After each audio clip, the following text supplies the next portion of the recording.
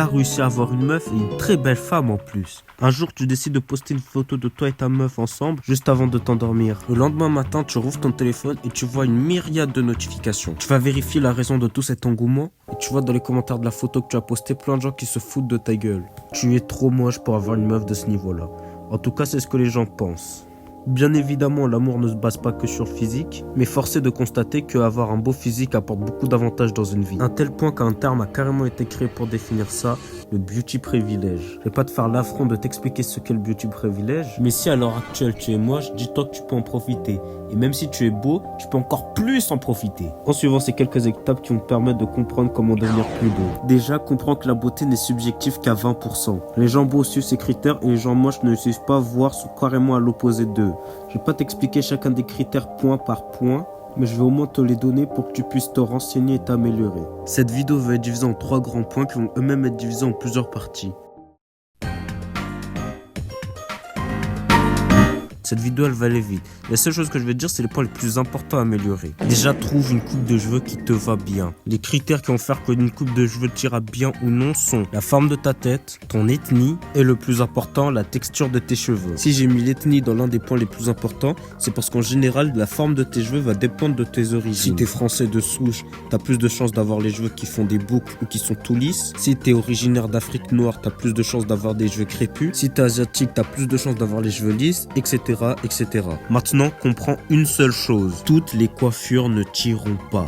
Si je te montre un noir avec un défrisage, bon, les images vont parler pour elles-mêmes. Après, tu fais les coiffures que tu veux, mais toutes les coiffures ne tireront pas. Et carrément, j'irai plus loin, il y a certaines coiffures qui sont universellement moches, comme la coupe au bol. Et la deuxième, c'est un avis personnel, mais la coupe punaise de lit, bon, bref. Et si tu veux savoir quelle coiffure sera le plus adaptée pour toi, là je vais te donner le Saint Graal, la technique ultime. Allez sur Pinterest et tapez les caractères qui te définissent. Pour le coup, je vais te donner les conseils que tout le monde donne sur internet, les conseils les plus classiques que tu peux trouver. Fais du sport. Si tu fais partie de la communauté body positive qui pense que tous les corps sont beaux, tu dois sûrement me voir comme un fils de Moi, je te demande pas d'avoir un physique de bodybuilder sous stéroïdes. Fais juste en sorte d'avoir un corps qui est plutôt beau à voir. Déjà parce que c'est bon pour ta santé, t'auras une meilleure silhouette en général, mais surtout, t'auras plus de choix dans les vêtements que tu pourras porter.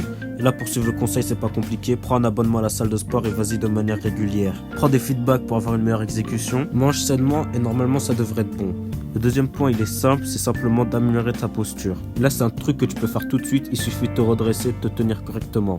En plus d'appliquer moins de pression sur ta colonne vertébrale et sur tes articulations en général, t'auras l'air légèrement plus grand. Je dis bien légèrement, mais t'auras quand même l'air plus grand. Et t'auras aussi l'air d'avoir plus confiance en toi.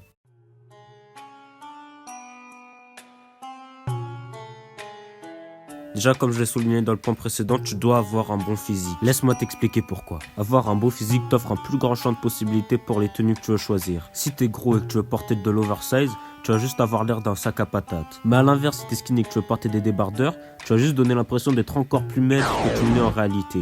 Pourtant, si t'étais musclé, tu pourrais porter des deux genres de tenues. Ensuite, comme pour les coupes de cheveux, tous les styles ne sont pas beaux. Alors ok, tu peux tenter des trucs et essayer d'innover, mais il faut déjà avoir des bases sur comment s'habiller.